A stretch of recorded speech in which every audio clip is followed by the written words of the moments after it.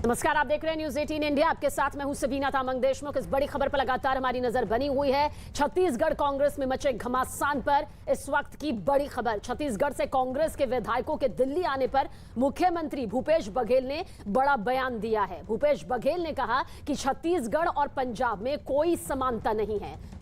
उन्होंने यह भी कहा कि विधायकों को दिल्ली जाने पर कोई पाबंदी नहीं लगाई गई है। यही नहीं, उन्होंने यह भी कहा कि विधायकों के दिल्ली जाने को राजनीतिक चश्मे से नहीं देखना चाहिए, घूम फिर कर आ जाएंगे। हालांकि ये मुख्यमंत्री के जरिए कहा जरूर गया, लेकिन इसके कई सियासी मायने हैं।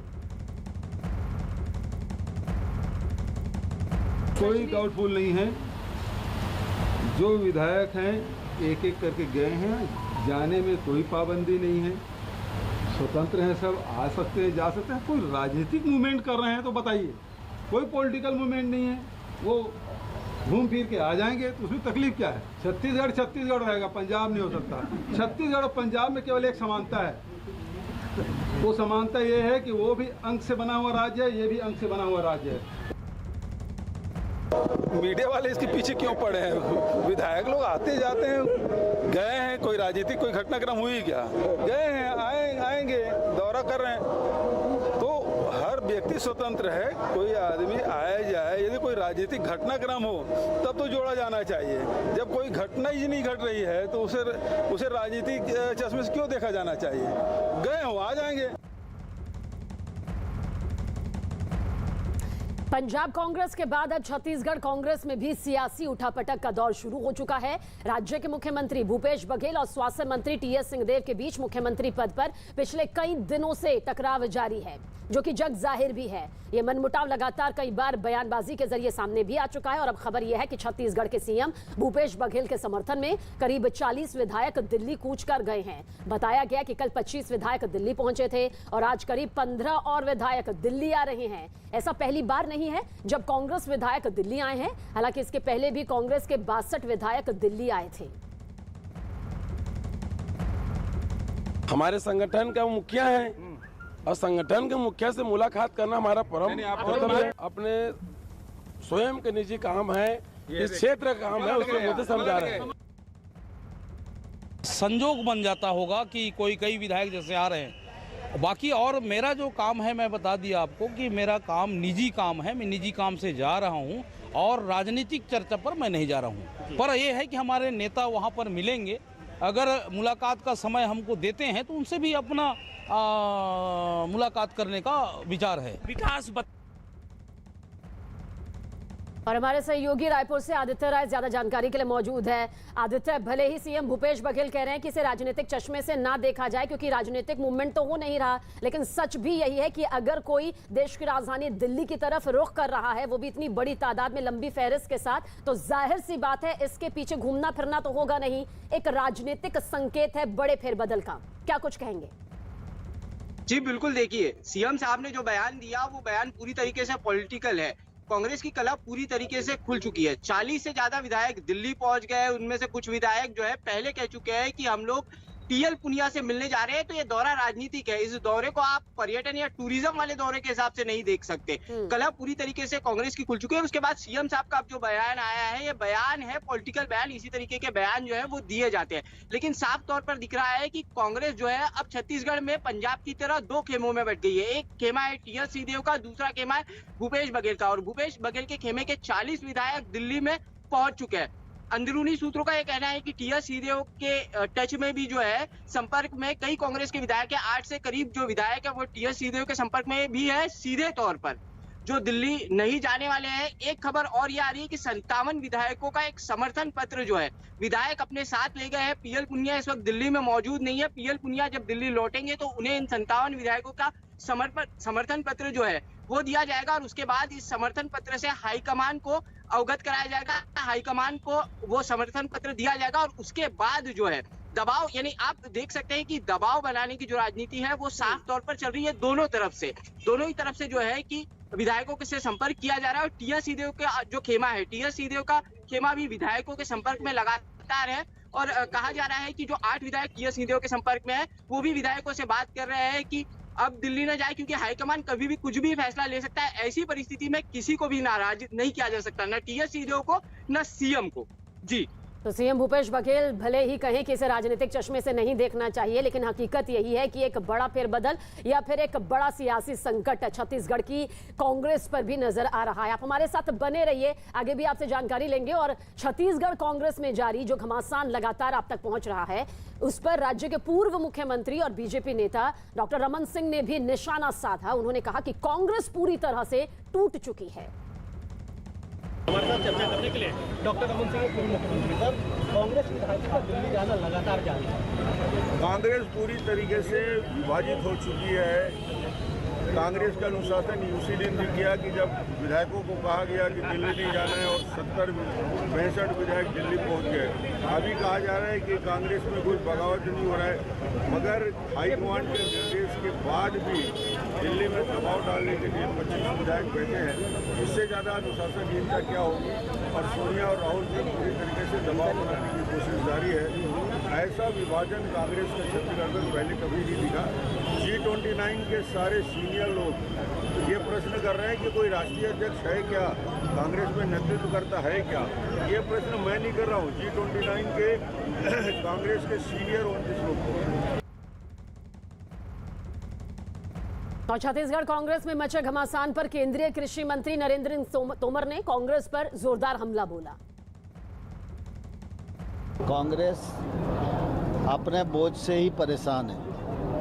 कांग्रेस का केंद्रीय नेतृत्व अप्रासंगिक हो गया है और उसकी परिणति स्थान स्थान पर हो रही है। कांग्रेस को जो प्रतिपक्ष का दायित्व निभाना चाहिए, उसके स्थान पर वो अलग प्रकार से एक्ट कर रहे हैं और इसलिए वो अपनी पार्टी को भी नहीं संभाल पा रहे हैं।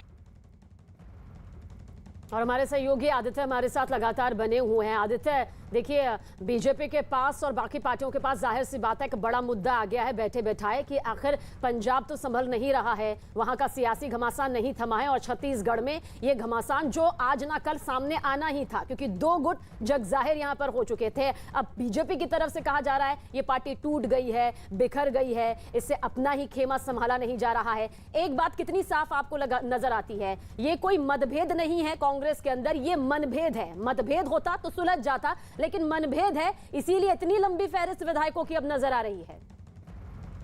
जी बिल्कुल, मनभेद यहाँ पर साफ नजर आ रही है। मतभेद नहीं है, ये मनभेद है। और ये मनभेद है 2.5 साल के सीएम पद की कुर्सी को लेकर, जिसकी चर्चा चल रही है। टीएस सिंहदेव का जो खेमा है, टीएस सिंहदेव का खेमा हर बार जो है इस बात को कहते रहा है कि वादा तो 2.5 साल का हुआ था, चुनाव में मेहनत दोनों ने साथ में की थी। 2.5 साल का वादा किया गया था, जब वादा किया गया तो हाईकमान को उस वादे को निभाना चाहिए। टीएस सिंहदेव का खेमा ये साफ तौर पर कहता रहा। और मुख्यमंत्री भूपेश बघेल का जो खेमा है वो शुरुआत से ही इस बात को बिल्कुल नकारता रहा कि ऐसा कोई वादा ही नहीं किया गया था। भूपेश बघेल को सीएम बनाया गया था और 5 साल तक सरकार भूपेश बघेल के नेतृत्व में चलेगी और आने वाला चुनाव भी भूपेश बघेल के चेहरे पर ही लड़ा जाएगा। तो सबीना, बिल्कुल जो है कि मनभेद साफ है, ये मतभेद नहीं है, बिल्कुल मनभेद है। और बीजेपी जो तंज कस रही है, तो बात पंजाब की हो, बात छत्तीसगढ़ की हो, बात राजस्थान की हो या मध्य प्रदेश की हो, हर जगह कांग्रेस ने खुद मौका दिया है बीजेपी को कि बीजेपी उन पर तंज कैसे, बीजेपी जो स्थिति है कांग्रेस की, उनकी स्थिति पर जो है कि इस तरीके के बयान दे। जी सबीना, बिल्कुल आपके पास आएंगे, क्योंकि छत्तीसगढ़ की सियासत में अब क्या कुछ आगे होने वाला है, नजरें इस पर टिकी हुई हैं और कांग्रेस की परेशानी बढ़ती जा रही है। और कांग्रेस पार्टी में मचे घमासान पर शिवसेना नेता संजय राउत ने कांग्रेस को जल्द से जल्द पार्टी का अध्यक्ष तय करने की नसीहत दे डाली। राहुल गांधी जी ने पार्टी का प्रेसिडेंटशिप छोड़ दिया और उसके बाद तो सिर्फ मैं देखता हूँ ऐसा ही काम चल रहा है। इतनी बड़ी पार्टी अगर हेडलेस होगी, प्रेसिडेंट नहीं होगा पार्टी का, तो लोगों के मन में ज़रूर एक भ्रम पैदा होता है किसी भी पार्टी के बारे में, चाहे बीजेपी हो, चाहे कांग्रेस हो, चाहे और कोई पार्टी हो, चाहे शिवसेना हो। पार्टी का मुखिया तो होना ही चाहिए, सेनापति होना ही चाहिए। और मुझे लगता है जल्द ही कांग्रेस पार्टी अपने अंदरूनी जो मामले हैं वो सुलझा लेगी। तो क्या वाकई जल्द ये मामले सुलझ सकते हैं? क्या इतना आसान रास्ता नजर आ रहा है? जो 2 गुट छत्तीसगढ़ में बढ़ चुके हैं वो एक बनता हुआ दिखाई देगा, क्योंकि पंजाब की सियासत में तो ये साबित हो गया कि एक करने के चक्कर में किस तरह से पार्टी बिखर गई यहाँ पर। आदित्य, क्या कुछ आपको लगता है, बिखराव नजर आता है या वो जुड़ाव नजर आता है जिसका जिक्र यहाँ पर शिवसेना से संजय राउत करते भी नजर आ रहे थे? हालांकि अध्यक्ष पद को लेकर जरूर उन्होंने नसीहत दी, लेकिन ये जुड़ाव आपको लगता है इतना जल्द दिखाई देता है? देखिए, बिखराव होने के बाद अगर एक बार कोई डोर टूट जाए तो सबीना, जब वो डोर जुड़ती है तो उस डोर में गांठ जरूर दिखाई देती है। तो बिखराव होने के बाद जुड़ाव होना इतनी जल्दी बिल्कुल संभव नहीं है। किसी एक को समझौता करना पड़ेगा, और समझौता करने की स्थिति में दोनों ही नेता नहीं दिख रहे। दोनों ही नेता अपने स्टैंड पर कायम है। अगस्त महीने में जब दिल्ली दौरा हुआ, हाईकमान ने तलब किया भूपेश बघेल को। टीएस सिंहदेव 3 अगस्त से लेकर 26 अगस्त तक दिल्ली में जमे हुए रहे। तो ये पूरा जो घटनाक्रम रहा सबीना, तो हर दोनों नेता अपने स्टैंड पर टिके हुए हैं और किसी भी तरीके से दोनों नेता मानने को तैयार नहीं है। तो बिखराव साफ है, लेकिन जुड़ाव होगा कि नहीं होगा ये पता नहीं। आपको एक नजारा मैं दिखाता हूँ। इस वक्त मैं टीएस सिंहदेव के बंगले में मौजूद। यहाँ पर जो है कि कई गाड़ियां आपको इस वक्त दिख रही है, कई लोग जो है वो यहाँ पर बैठे हुए हैं। 1 महीने पहले 15-20 दिन यानी अगस्त महीने का जब ये घटनाक्रम हुआ तो उससे पहले ये बंगला खाली हुआ करता था, सूना हुआ करता था, लेकिन अब लोगों का जमावड़ा यहाँ पर दिख रहा है। तो ये साफ है कि टीएस सिंहदेव के समर्थन में भी जो उनके समर्थक है वो जुट रहे हैं। बंगले की जो रौनक है वो कई चीजें बयां कर रही है। भूपेश बघेल के समर्थन में विधायक जो है वो दिल्ली पहुंचे हुए हैं। जी सबीना, बिल्कुल। और अब ये सियासी जो बंगले की रौनक है वो आगे और कितने संकेत यहाँ पर देने वाली है, उसके बारे में आपसे आदित्य आगे भी जानकारी लेते रहेंगे। फिलहाल बहुत बहुत शुक्रिया तमाम जानकारी के लिए आपका, और छत्तीसगढ़ की सियासत पर आप अपनी नजर बनाए रखिएगा। अपडेट के लिए आगे भी आपकी तरफ रुख करेंगे। कृषि सुधार कानून और प्रधानमंत्री नरेंद्र मोदी से जुड़ी एक बड़ी खबर सामने आ रही है। न्यूज 18 के अमिताभ सिन्हा की खबर है कि किसान आंदोलन को लेकर पीएम मोदी ने विपक्ष पर जोरदार हमला बोला है। तो ओपन नाम की एक मैगजीन को दिए अपने इंटरव्यू में उन्होंने विपक्ष को आड़े हाथों लिया और इसे राजनीतिक धोखाधड़ी करार दिया।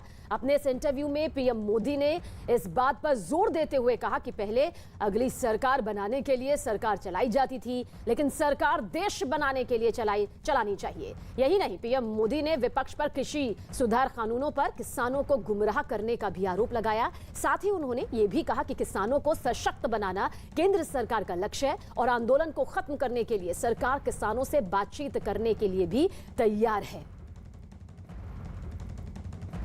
तो सियासी धोखाधड़ी पर प्रधानमंत्री नरेंद्र मोदी ने अपने इस इंटरव्यू में कई तमाम अहम बातें की, लेकिन जिस तरह से किसान आंदोलन अब तक खत्म नहीं हुआ है उसे लेकर भी पीएम मोदी ने कहा कि किसानों से बातचीत करने के लिए हमारी सरकार हर वक्त तत्पर है, तैयार है, और मेरा लक्ष्य जो है वो भी यहाँ पर क्लियर करते हुए पीएम नरेंद्र मोदी नजर आए। विपक्ष को यहाँ पर जरूर आड़े हाथों लिया कि किस तरह से अगली सरकार बनाने के लिए सरकार चलाई जाती थी। पहले ये मंशा होती थी देश बनाने के लिए सरकार चलानी होगी, यानी कि देश हित में सरकार चलानी होगी। तमाम बातें यहाँ पर प्रधानमंत्री नरेंद्र मोदी ने अपने इस इंटरव्यू के जरिए सामने रखी।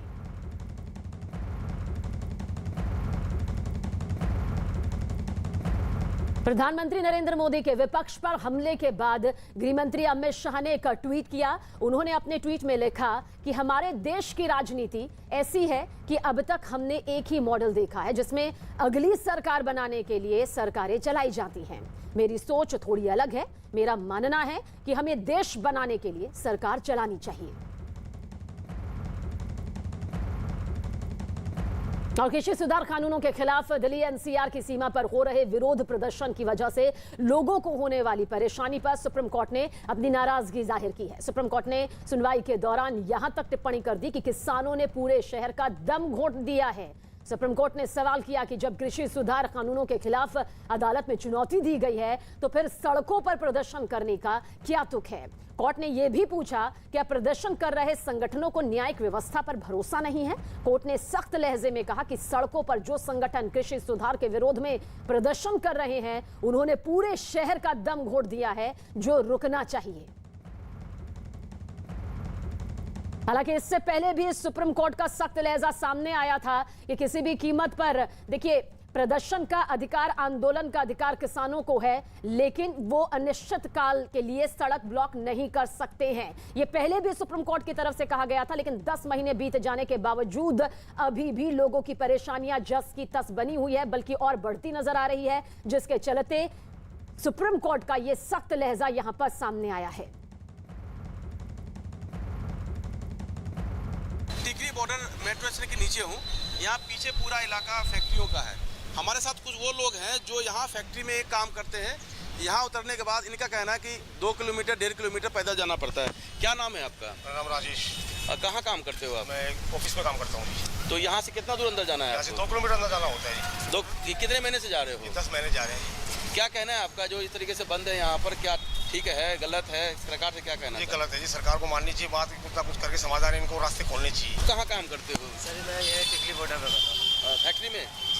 तो यहाँ से कितना दूर पैदल जाना होता है? सर भाई 1 किलोमीटर 1.5 किलोमीटर। ये कितने महीने से जा रहे हो आप? सर हो गए 6-7 महीने तो हो ही गए, ज़्यादा ही हो गए। क्या कहना है आपका?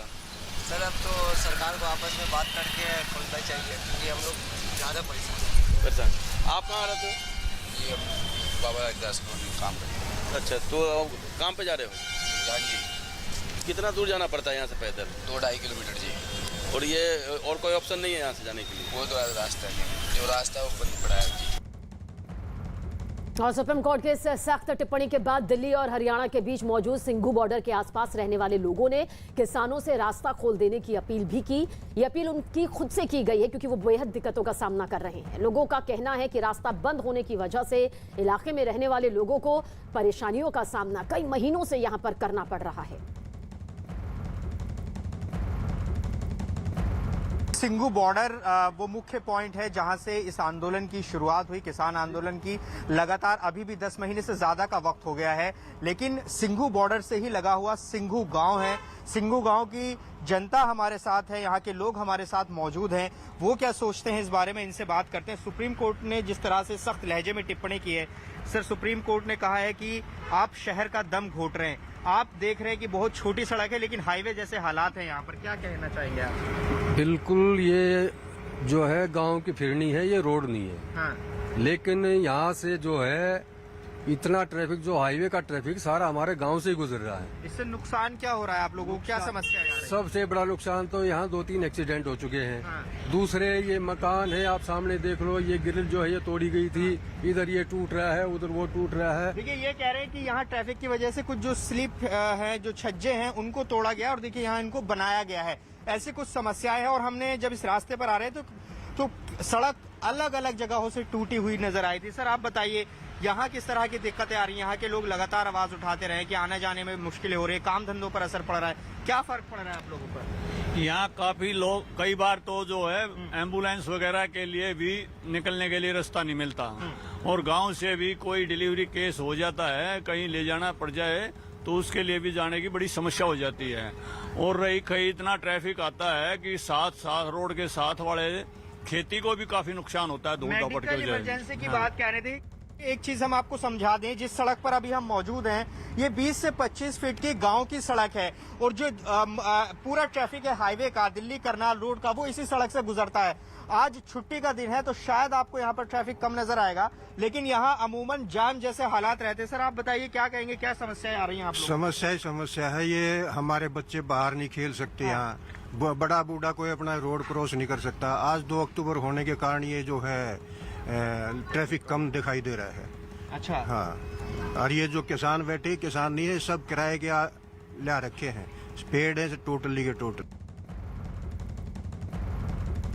और ज्यादा जानकारी के लिए जावेद मंसूरी हमारे सहयोगी सिंघू बॉर्डर से हमारे साथ मौजूद है। जावेद, आपने वहां मौजूद कई लोगों से अब तक इन 10 महीनों में बातचीत की। आप हमेशा किसानों के बीच में रहे हैं। किसानों ने कहा है कि भाई हम तो 1 इंच भी पीछे नहीं हटेंगे जब तक कि कृषि कानून को रद्द नहीं कर दिया जाता है। बातचीत का कोई बीच का रास्ता निकल नहीं रहा है। ऐसे में सुप्रीम कोर्ट का ये जो सख्त लहजा, सख्त रुख आया है कि आपने तो शहर का दम घोट दिया है, कि आपको न्यायपालिका पर विश्वास नहीं है, इसे लेकर हम दर्द तो सामने रख ही रहे हैं। किसानों का क्या कुछ कहना है? क्या अब इस बात का उनको जरा भी इल्म है कि उनकी वजह से 10 महीनों से लोगों की दिक्कतें लगातार बढ़ती जा रही हैं, और जो लोग आपके साथ मौजूद हैं वो कितना परेशान हैं?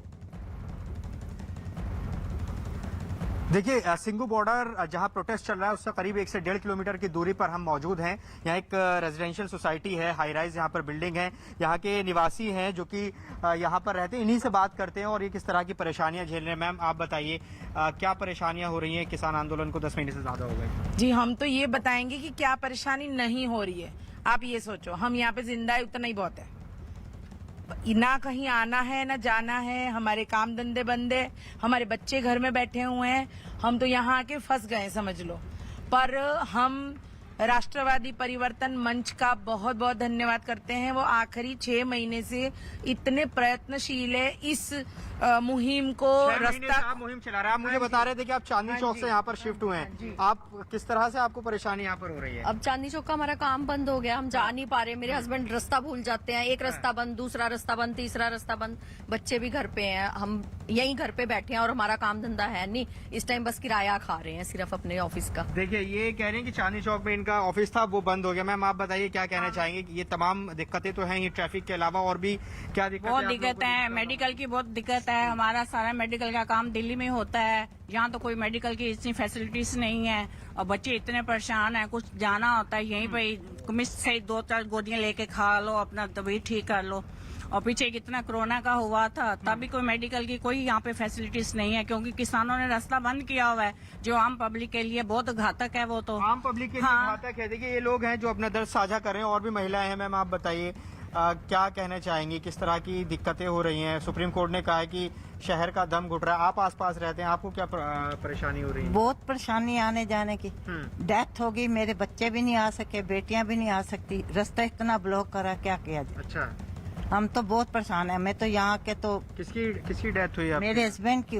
अच्छा, कुछ नहीं मिला यहाँ पर, डॉक्टर के पास पहुँच नहीं जी नहीं। यहाँ हमारे तो वही फैमिली डॉक्टर शुरू से हम दिल्ली में ही वो थे, तो हमने बोला चलो इधर ले लेते हैं, पोल्यूशन अच्छी है, तो यहाँ शिफ्ट हो गए। शिफ्ट होने के बाद तो उसी नवंबर से ही बंद पड़ा। क्या परेशानी क्या क्या हुई वो जो आप बता रहे हैं, जो बीमार भी हुए फिर नहीं पहुँच सके ना, डेथ होगी उनकी। एक जब टाइम पे पहुंचे ही नहीं तो डेथ ही होगी। क्या देखिए ये लोग हैं जिनकी अपनी कहानियां हैं, अपना दर्द है। वो लोग हैं जिन्होंने, कुछ ऐसे भी हैं जो हाल प्रोटेस्ट से कुछ महीने पहले यहाँ पर घर लिया था, लेकिन अब ये कह रहे हैं कि यहाँ लेकर बुरी तरह से फंस गए हैं। तो ये समस्याएं हैं जो सिंघू बॉर्डर के आसपास लोग रहते हैं। जी बिल्कुल, और ये दर्द यहाँ पर समझा जा सकता है कि एक परिवार का सदस्य दुनिया छोड़कर चला जा सकता है, लेकिन उसके अपने बच्चे उससे मिलने के लिए नहीं आ पाते, क्योंकि किसानों का जो आंदोलन है उसने पूरे शहर का दम घोट दिया है, और ये खुद सुप्रीम कोर्ट की तरफ से कहा गया है। बने रहिएगा आप हमारे साथ। और इस बीच किसान आंदोलन की वजह से हाईवे जाम करने पर सुप्रीम कोर्ट की सख्त टिप्पणी का दूसरे बीजेपी नेताओं ने स्वागत किया और किसानों से रास्ता खोलने की अपील की। पूरे देश में कहीं आंदोलन है, केवल दिल्ली के बॉर्डर्स पे एक आंदोलन चल रहा है। और जबकि अभी 2 दिन पहले भारत के कृषि मंत्री नरेंद्र सिंह तोमर ने कहा कि आइए आंदोलन छोड़िए, अगर इस तीनों कानून में कोई किसी विधेयक पे नाइतफाकी है, विधेयक के किसी प्राविधान पे अगर किसानों के हितों के कोई प्रतिकूल हो, तो हम केंद्र सरकार बात करने के लिए तैयार है। ये केवल राजनीति से प्रेरित आंदोलन है। माननीय सुप्रीम कोर्ट जी का धन्यवाद देना चाहता हूँ कि माननीय सुप्रीम कोर्ट ने जिस प्रकार का पहले भी वक्तव्य दिया था और 3 कृषि विधेयकों को स्थगित भी कर दिया था, और उसके बावजूद भी आंदोलन करना, लोगों को परेशान करना, तंग करना, मैं समझता हूँ उनकी एक सोची समझी रणनीति है कि अराजकता कैसे फैले, देश का माहौल कैसे खराब हो। मैं कोर्ट के इस निर्णय से बहुत सहमत हूँ कि दिल्ली आना जाना दूभर हो गया है और ये बाकी जनता के साथ बहुत बड़ा अत्याचार हो रहा है। लोगों को बहुत दिक्कतों का सामना करना पड़ रहा है। मैं आपके माध्यम से किसान भाइयों से अनुरोध करना चाहूँगा कि वो जिद छोड़ें और वार्ता की मेज पर आएं। और जावेद हमारे साथ लगातार बने हुए हैं। जावेद, आप वहां पर मौजूद कई लोगों के साथ इस वक्त हैं जो अपना दर्द यहां पर बता रहे हैं। हम चाहेंगे आप उनसे बातचीत से ये भी जानने की कोशिश करिए, क्या उन्हें लगता है कि किसानों का इस तरह से अपने धरने पर टिका रहना कहीं ना कहीं एक राजनीतिक संरक्षण भी है, जिसकी वजह से वो हट नहीं रहे हैं, जबकि वो जानते हैं कि पूरा मामला कोर्ट में इस वक्त है। और अब सुप्रीम कोर्ट के सख्त लहजे के बाद क्या उन्हें उम्मीद है कि किसान अपना आंदोलन खत्म करने के लिए कम से कम कुछ सोचेंगे जरूर? देखिए, इस आंदोलन में कई ऐसे दौर आए जब यहाँ के लोगों को उम्मीद जगी, लेकिन जो प्रोटेस्ट है वो लगातार जारी है और जो परेशानियां हैं इन लोगों की वो भी लगातार चल रही हैं। लोग हमारे साथ हैं लगातार बातचीत करने के लिए। सुप्रीम कोर्ट ने जिस तरह से सख्त लहजे में टिप्पणी की है इस प्रोटेस्ट के खिलाफ, आप क्या कहेंगे इसको लेकर और आपको क्या समस्याएं हो रही हैं? आपको उम्मीद लग रही है कि अब कुछ रास्ता निकल सकता है? अभी उम्मीद का तो हम कुछ कह नहीं सकते, जैसे कि क्योंकि काफी टाइम से सुप्रीम कोर्ट ने पहले भी बोला था, तब भी कुछ एक्शन नहीं हुआ। मेन दिक्कत हमारे को रास्तों की, यहाँ पे सड़कें इतनी टूटी हुई है कि पता ही नहीं चलता कि बारिश वगैरह हो जाएगी तो क्या करते हैं? आपको किस तरह की समस्या आ रही है? मैं प्राइवेट जॉब करता हूँ गुड़गांव में। मेन आने जाने की समस्या है। अभी तो वर्क फ्रॉम होम था बीच में अभी। हाँ, तो जैसे कि 20 मिनट का भी रास्ता अगर हमारा होता है यहाँ से हैदरपुर मेट्रो का, अब आप देख लीजिए 2 घंटे लगते हैं। एक रास्ता खुलता है, अगले दिन पता चलता है ये रास्ता बंद हो गया, दूसरा डाइवर्ट कर दिया। आपको ट्रैवल में दिक्कत होती है। सर आप बताइए, हेमंत जी आप लगातार आवाज उठाते रहे हैं, चंडीगढ़ में भी आप सीएम से मिले, क्या लग रहा है कोई रास्ता निकल पाएगा इसका या इसी तरह से चलता रहेगा? देखिए, कल सीएम साहब ने हमें हरियाणा में काफी आश्वासन दिया कि भाई अब सुप्रीम कोर्ट भी उसके लिए कार्यरत है और हम एक तरफ का रास्ता खुलवाएंगे। और निश्चित रूप से कहीं न कहीं एक आशा की किरण दिखाई देती है कि सुप्रीम कोर्ट का जो अब सख्त लहजा बना है ये वास्तव में अपेक्षित था। यही काम अगर 4 महीने पहले होता तो बढ़िया काम रहता। अपेक्षित था, 4 महीने पहले होता तो ज्यादा बेहतर रहता, लेकिन अभी देखना होगा कि सुप्रीम कोर्ट की इस टिप्पणी के बाद प्रोटेस्ट पर कितना असर पड़ता है। जी बिल्कुल जावेद, क्योंकि अभी भी बहुत सारे ऐसे लोग हैं जिन्हें उम्मीद नहीं है कि किसान अपना रास्ता खोलेंगे और कुछ लोग ऐसे भी हैं जिन्हें उम्मीद है कि इस सख्त लहजे के बाद कम से कम कुछ सोचते हुए किसान जरूर नजर आएंगे। और सुप्रीम कोर्ट की टिप्पणी के बाद, इस सख्त लहजे के बाद कांग्रेस नेता दीपेंद्र सिंह हुड्डा ने किसान आंदोलन के बहाने केंद्र सरकार पर हमला बोला। हुड्डा जी, जिस तरीके से सुप्रीम कोर्ट ने कृषि कानून के नाम पर जो आंदोलन हो रहा है सख्त टिप्पणी की है, कहा कि आप एक शहर को गर्त में नहीं छोड़ सकते। इसके लिए जिम्मेदार कौन है? क्या किसान हरियाणा पंजाब से जब चले थे तो क्या ये हाईवे पे बैठने के चले थे या वो रामलीला ग्राउंड में जाना चाहते थे? मैं इसका जवाब चाहता हूँ। वो चाहते थे रामलीला ग्राउंड में जाके धरना दें, वही रामलीला ग्राउंड जहाँ जयप्रकाश नारायण आंदोलन हुआ, वही रामलीला ग्राउंड जहाँ अन्ना हजारे आंदोलन हुआ, वही रामलीला ग्राउंड जहाँ 70 साल में कोई भी सरकार हुई उसके खिलाफ आंदोलन होने की वहाँ इजाज़त दी गई। वो भारत के लोगों का ग्राउंड है और ये भारत के लोगों की राजधानी है। लेकिन सरकार ने कहा कि हम राजधानी के अंदर नहीं आने देंगे, तुम किसान हो तुम्हें आने नहीं देंगे, हम तुम बॉर्डर पे ही तुम्हें बैरिकेडिंग लगा के बैठने में मजबूर कर देंगे। तो इसके लिए जिम्मेदार पूर्णतः सरकार है। जो ये आज परिस्थिति बनी है, जो किसान बैठे हैं, मुझे विश्वास है कि न्यायपालिका भी इसका संज्ञान लेगी। लेकिन सत्ताधारी पार्टी बीजेपी तो कह रही है इसके लिए जिम्मेदार तो विपक्ष ही है। विपक्ष कैसे? ऐसे है कि लगातार हवा दे रहा है, राकेश टिकैत के साथ अराजक तत्वों को मदद कर रहा है। नहीं, कौन कह रहा है? ये बहुत ही एक मैं समझता हूँ गैर जिम्मेदाराना, और ये जो भी सरकार की तरफ से कई मंत्रियों ने, इवन हरियाणा मुख्यमंत्री ने, कई लोगों ने बहुत गैर जिम्मेदाराना भाषा का प्रयोग किया है इस आंदोलन के लिए शुरू से ही। कोई अराजक तत्व किसने बताया जो आप कह रहे हैं, तो किसने उपद्रवी बताया, किसने आतंकी बताया, खालिस्तानी बताया, किसने कांग्रेसी बताया, तो ये उनकी बात मान ली जाए अराजक तत्व हैं, तो हरियाणा के किसी भी गांव में जाके वो कार्यक्रम क्यों नहीं कर पा रहे? क्या हर गांव में, हरियाणा में हर गांव में सारे ही अराजक तत्व हैं?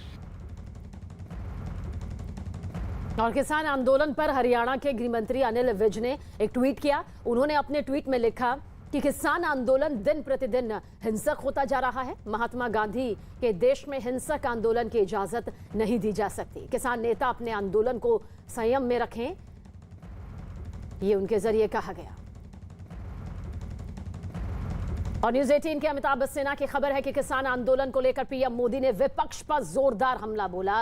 ओपन नाम की एक मैगजीन को दिए गए अपने इंटरव्यू में उन्होंने विपक्ष को आड़े हाथों लिया और इसे राजनीतिक धोखाधड़ी करार दिया। अपने इस इंटरव्यू में प्रधानमंत्री नरेंद्र मोदी ने इस बात पर जोर देते हुए कहा कि पहले अगली सरकार बनाने के लिए सरकार चलाई जाती थी, लेकिन सरकार देश बनाने के लिए चलानी चाहिए। यही नहीं, पीएम मोदी ने विपक्ष पर कृषि सुधार कानूनों पर किसानों को गुमराह करने का भी आरोप लगाया। साथ ही उन्होंने ये भी कहा कि किसानों को सशक्त बनाना केंद्र सरकार का लक्ष्य है और आंदोलन को खत्म करने के लिए सरकार किसानों से बातचीत करने के लिए भी तैयार है।